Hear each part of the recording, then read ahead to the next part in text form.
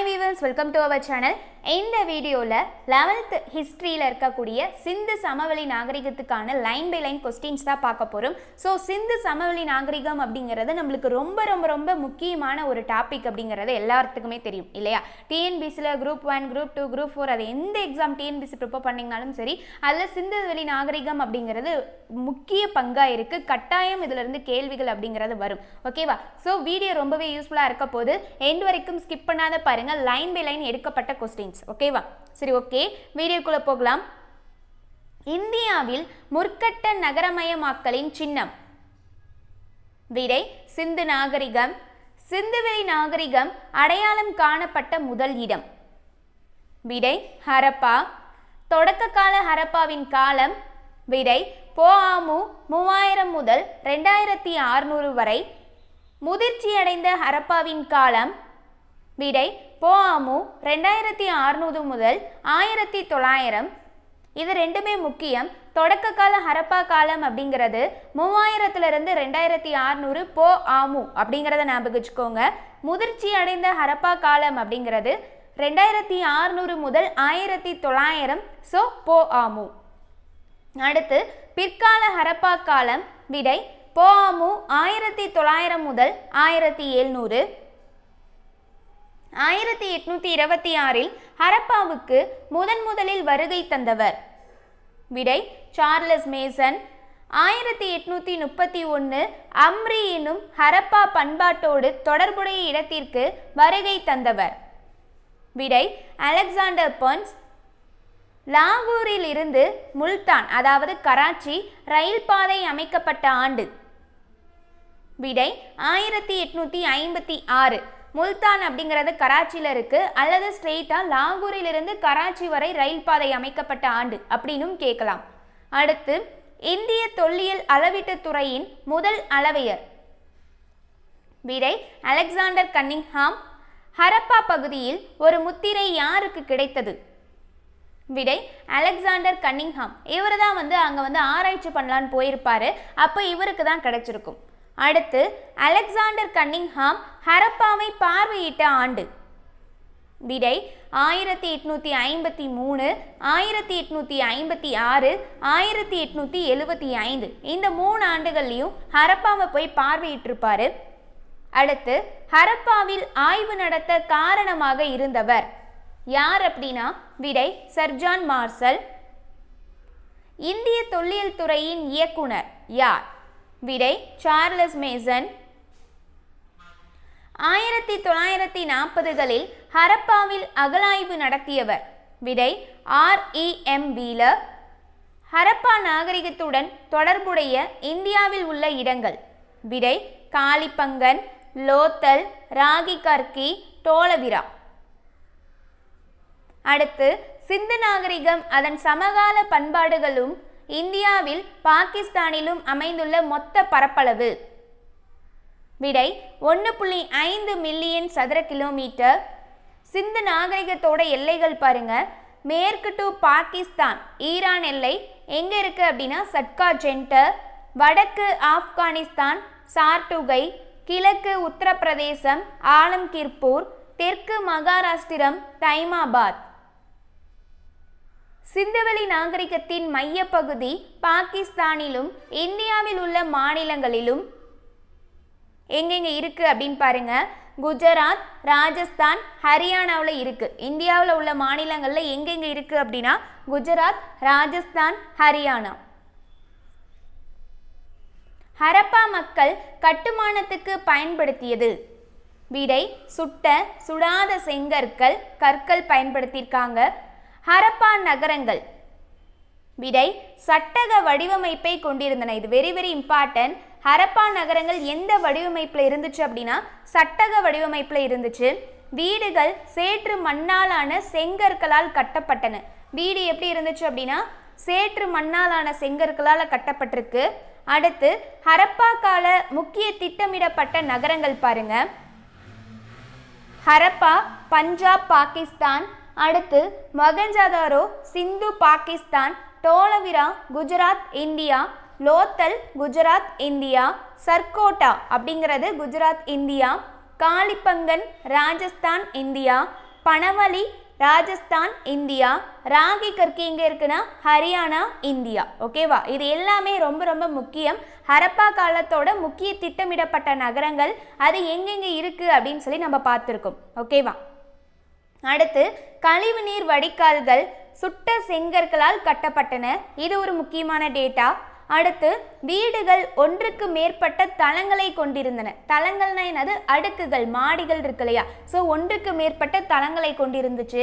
அடுத்து ஒரு உயர்ந்த மேடை மீது நன்கு திட்டமிட்டு கட்டப்பட்ட நகரம். விடை மொகஞ்சதாரோ. கட்டிடம் சேமிப்பு கிடங்காக அடையாளம் காணப்படுகிற இடம். விடை மொகஞ்சதாரோ. தானிய கிடங்கின் சுவர்கள் ஜிப்சம் செறிந்த சுண்ணாம்பு சாந்து பூசப்பட்டு நீர் புகாதபடி உள்ளது. இது தெரிஞ்சுக்கோங்க. ஹரப்பா மக்கள் நிலையாக வாழ்வதற்கு முக்கிய ஆதாரமாக விளங்கியது. விடை வேளாண்மை. இதுதான் காரணமாக இருந்துச்சு. அடுத்து ஹரப்பா மக்கள் பின்பற்றிய முறையை என்னன்னு சொல்லுவாங்கன்னா இரட்டை பயிரிடல் முறை அப்படின்னு சொல்லுவாங்க. ஹரப்பா மக்கள் உழவுக்கு பயன்படுத்தியது. விடை கலப்பை. உழுத நிலங்களை எங்கு காண முடிகிறது? விடை காளிபங்கன். ஹரப்பா பண்பாட்டில் குதிரை அப்படிங்கிறதே கிடையாது, அந்த பேச்சுக்கே இடம் கிடையாது, அந்த விலங்கை அவங்க பயன்படுத்தவே இல்லை. அடுத்து ஹரப்பாவில் மாடுகள் எவ்வாறு அழைக்கப்பட்டது? விடை செபு. இது வெரி வெரி இம்பார்ட்டன்ட் கொஸ்டின். ஹரப்பாவில் தயாரிக்கப்பட்ட கைவினை கலைப்பொருட்கள் ஏற்றுமதி செய்யப்பட்ட இடம். விடை மெசபடோமியா. ஹரப்பா கைவினை பொருள் தயாரிப்பில் தேர்ச்சி பெற்றுள்ள நகரம் பாருங்க. சங்குக்கு எது அப்படின்னா நாகேஸ்வர், பாலக்கோட். வைடூரியத்துக்கு சார்டுகை. கார்னிலியன் மணி அப்படின்னு சொல்லுவாங்க, இதுக்கு லோத்தல். ஸ்டீடைட் நுரைக்கல், இது தெற்கு ராஜஸ்தான். ஸ்டீடைட் அப்படின்னா நுரைக்கல்னு சொல்லுவாங்க. செம்புக்கு எங்கே தேர்ச்சி பெற்றிருந்தது அப்படின்னா ராஜஸ்தான்லேயும் ஓமன்லையும். அடுத்து ஹரப்பா நாகரிகம் அப்படிங்கிறது வெண்கல கால நாகரிகம், செம்பு கால நாகரிகம் அப்படின்னு சொல்லுவாங்க. இது வெரி வெரி இம்பார்ட்டன்ட். மட்பாண்டங்கள் பூசப்பட்டிருந்த வண்ணம். விடை அடர் சிவப்பும் கருப்பும் கலந்த வண்ணமாக இருந்துச்சு. ஹரப்பா மக்கள் செய்ய அறிந்த உலோக கருவிகள். விடை செம்பு, வெண்கலம். எந்த படிக்கல்லில் செய்யப்பட்ட கத்திகளை ஹரப்பா மக்கள் பயன்படுத்தினார்கள்? விடை Rory set. Important question. Harappa மக்கள் எந்த உலோக பயன் அறிந்திருக்கவில்லை? விடை இரும்பு. இரும்பு அப்படிங்கிறதும் கிடையாது, அதே போல விலங்குல குதிரை அப்படிங்கிறதும் கிடையாது. அடுத்து செம்பாலான நடனமாடும் பெண் சிலை கண்டெடுக்கப்பட்ட இடம். விடை மொகஞ்சதாரோ. ஓகேவா, நடனமாதுன்னு சொல்லுவாங்க இல்லையா, அது மொகஞ்சதாரோ. அதே போல் இந்த சிலை ரிலேட்டடாக எது வந்தாலும் அது எல்லாமே மொகஞ்சதாரோவில் இருந்து தான் எடுத்திருப்பாங்க. ஹரப்பாவுக்கு இந்த இடத்துல வேலையே கிடையாது. ஓகேவா. அடுத்து ஹரப்பா மக்கள் அணிகலன்கள் உருவாக்க பயன்படுத்தப்பட்டது என்னென்ன அப்படின்னா கார்னிலியன், செம்பு, தங்கம். இதெல்லாம் வந்துட்டு இந்த அணிகலன்கள்லாம் உருவாக்க பயன்படுத்தியிருக்காங்க. மெசபடோமியாவுக்கு ஏற்றுமதி செய்யப்பட்டிருக்கு. ஓகேவா. அடுத்து மெசபடோமியாவுக்கும் ஹரப்பாவுக்கும் இடையான வணிக தொடர்பை குறித்து கூறும் கல்வெட்டு எது அப்படின்னா யூனிஃபார்ம் கல்வெட்டு. இது மிக மிக முக்கியமான கொஸ்டின். மெலுக்கா என்ற சொல் எந்த பகுதியை குறிக்கிறது? விடை சிந்து. ஹரப்பாவிலிருந்து மெசபடோமியாவுக்கு ஏற்றுமதி செய்யப்பட்ட பொருட்கள் பாருங்க, கார்னிலியன், வைடூரியம், தங்கம், செம்பு, பல வகைப்பட்ட மரங்கள், இது எல்லாமே. அதே போல் இங்கே பார்த்தோம், ஹரப்பா மக்கள் அணிகலன்கள் உருவாக்க எதை பயன்படுத்தியிருக்காங்கன்னா கார்னிலியன், செம்பு, தங்கம். ஓகேவா, இது எல்லாமே மெசபடோமியாவுக்கு ஏற்றுமதி.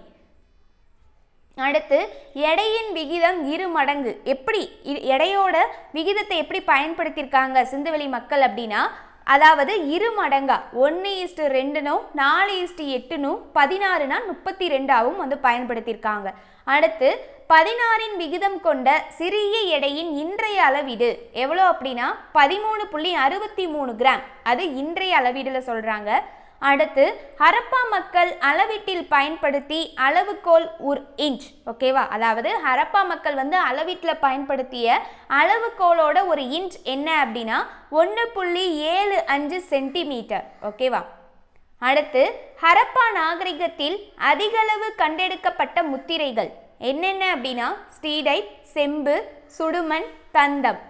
ஹரப்பாவில் கிடைத்தவற்றுள் மிக நீளமானதாக கருதப்படும் எழுத்து தொடர் எத்தனை குறியீடுகளை கொண்டது அப்படின்னா 26 குறியீடுகளை கொண்டது. ஸ்டீடைட் கல்லில் அமைந்த மதகுரு கண்டெடுக்கப்பட்ட இடம். விடை மொகஞ்சதாரோ. நம்ம முன்னாடியே சொன்னோம், என்னது சிலை ரிலேட்டடாக வந்தது அப்படின்னா அது மொகஞ்சதாரோ அப்படின்னு.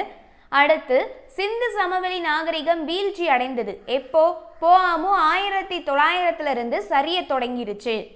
அடுத்து சிந்துவெளி நாகரிகம் வீழ்ச்சி அடைய காரணம் வரலாற்று ஆசிரியர்களால் குறிப்பிடப்படுவது. என்னென்ன சொல்றாங்க வரலாற்று ஆசிரியர்கள் அப்படின்னா, இந்த காரணத்தால தான் வீழ்ச்சி அடைஞ்சது, 1900 வீழ்ச்சி அடைய ஆரம்பிச்சிருச்சு அப்படின்னு சொல்லி பார்த்தோம். அதற்கு காரணங்கள் வரலாற்று ஆசிரியர்கள் என்னென்ன சொல்றாங்க அப்படின்னா, காலநிலை மாற்றமாக இருக்கும். அடுத்து மெசபடோமியாவுடன் வணிகத்தில் ஏற்பட்ட வீழ்ச்சியும் காரணமாயிருக்கு. தொடர் வறட்சியின் காரணமாக ஆறுகள் நீர்நிலைகள் காய்ந்து வற்றி போதலால இந்த மாதிரி நடந்திருக்கலாம் அப்படின்னு சொல்லி வரலாற்று ஆசிரியர்களால் கணிக்கப்பட்டிருக்கு. அடுத்து 1863 பழங்கற்கால கருவிகள் முதலில் அடையாளம் கண்டெடுக்கப்பட்ட இடம். அதாவது 1863 பழங்கற்கால கருவிகள் எங்க முதல்ல அடையாளம் கண்டெடுக்கப்பட்டது அப்படின்னா, சென்னையில் உள்ள பல்லாவரத்தில். யாரால அப்படின்னா ராபர்ட் ப்ரூஸ்ப்ரூட் அவர்களால. ஓகேவா. அடுத்து மேல் பழங்கற்காலம் நாகரிகம் நிலவிய இடங்கள் எங்கெங்கன்னு பாருங்க. மத்திய பிரதேசத்தில் உள்ள சன் பள்ளத்தாக்கில் உள்ள பாகோர் 1 பாகோர் 3 இங்க. அடுத்து மெகர்கர் பண்பாட்டின் தொடர்புடையது. விடை புதிய கற்காலம். மெகர்கர் பண்பாட்டுடன் தொடர்புடையது எது அப்படின்னா புதிய கற்காலம். ஹரப்பா மக்களும் முக்கியமான வாழ்வாதார வழிமுறையாக இருந்தது. விடை வேளாண்மை. ஹரப்பா மக்களுக்கு முக்கியமான அவங்க வாழ்கிறதுக்கே ஒரு வழிமுறையாக இருந்துச்சு அப்படின்னா அது வேளாண்மை தான். வேளாண்மையை வச்சு தான் அவங்க வாழ்ந்திருக்காங்க. அதை வச்சு தான் அவங்க உணவுல இருந்து மற்ற தேவைகள் எல்லாத்தையுமே நிறைவேற்றியிருக்காங்க இந்த வேளாண்மையை வச்சு. அடுத்து காஷ்மீரில் புதிய கற்கால பண்பாடு நிலவிய இடம். விடை பர்ச்சஹோம். சிந்து மக்கள் வழிபாட்டுக்குரியதாக இருந்தது. விடை பார்த்தீங்கன்னா இயற்கையை தான் வழிபட்டார்கள். ஓகேவா. அரச மரங்களையும் இயற்கையும் வழிபட்டிருக்காங்க. அதே போல் பார்த்தீங்க அப்படின்னா நம்ம 6th புக்கில் பார்த்துருப்போம். எதுவும் பெருசாக சான்று கிடையாது, தாய் தெய்வ வழிபாடு வேணாம் இருந்திருக்கலாம் அப்படின்னு சொல்லி 6th புக்கில் கொடுத்துருப்பாங்க. ஓகேவா. அடுத்து வேள்வி பீடங்கள் அடையாளம் காணப்பட்டுள்ள இடம். விடை காளிப்பங்கன். இது ஒரு டைம் எக்ஸாமில் கேட்டிருக்காங்க. ஹரப்பா புதைக்குழிகளில் கிடைத்துள்ளது. என்னென்ன கிடைச்சிருக்கு அப்படின்னா மட்பாண்டங்கள் கிடைச்சிருக்கு, அணிகலன்கள் கிடைச்சிருக்கு, தாமிர கண்ணாடி, மணிகள். இதெல்லாம் தொல்லியல் செய்யும் போது அகலாய்வு நடத்தும் போது ஹரப்பால இருக்கக்கூடிய புதைக்குழிகளில் மட்பாண்டங்கள், அணிகலன்கள், தாமிர கண்ணாடி, மணிகள் இதெல்லாம் கிடைச்சிருக்கு. அடுத்து ஃபைனலான கொஸ்டின் பாருங்க. ஹரப்பா மக்கள் வீழ்ச்சிக்கு பின்னர் இடம்பெயர்ந்த தொல்லியல் சான்றுகள். ஓகேவா. அதாவது என்ன சொல்றாங்கன்னா, ஹரப்பா வீழ்ச்சி அடைஞ்சது இல்லையா, அப்போ வீழ்ச்சிக்கு அப்புறம் இடம்பெயர்ந்ததற்கான தொல்லியல் சான்றுகள் என்னென்ன இருந்திருக்கு அப்படின்னு பார்த்தீங்கன்னா, கிழக்கு நோக்கியும் தெற்கு நோக்கியும் இது பண்ணியிருக்காங்க அப்படிங்கிற சான்று கிடைச்சிருக்கு. இப்படிதான் அவங்க இடம்பெயர்ந்தாங்க அப்படின்னு. ஓகேவா. ஓகே கைஸ், இந்த வீடியோ கண்டிப்பாக உங்களுக்கு யூஸ்ஃபுல்லாக இருந்திருக்கும். இதில் 11th ஹிஸ்ட்ரியில் உள்ள சிந்து சமவெளி நாகரிகம் ரொம்ப முக்கியமான பாடம். அதுக்கான கம்ப்ளீட்டான லைன் பை லைன் நோட்ஸ் நம்ம ஃபுல்லாக முடிச்சாச்சு. ஸோ இந்த வீடியோவை பார்த்து நல்லா நோட் பண்ணி வச்சுக்கோங்க. இதை பார்த்தீங்கனாலே உங்களுக்கு போதும். நம்ம எல்லாத்தையும் கம்ப்ளீட் பண்ணியாச்சு இதிலே. இந்த வீடியோ பிடிச்சிருந்து அப்படின்னா லைக் பண்ணுங்கள், உங்கள் ஃப்ரெண்ட்ஸ்க்கும் ஷேர் பண்ணுங்கள். அதே மாதிரி சப்ஸ்கிரைப் பண்ணாத பார்த்துக்கிட்டு இருக்கீங்க அப்படின்னாலும் சப்ஸ்கிரைப் பண்ணிட்டு பாருங்கள். அப்போ தான் நம்ம போடுற வீடியோஸ் அண்ட் நோட்டிஃபிகேஷன் உங்களுக்கு உடனுக்குடன் வரும். தேங்க்யூ.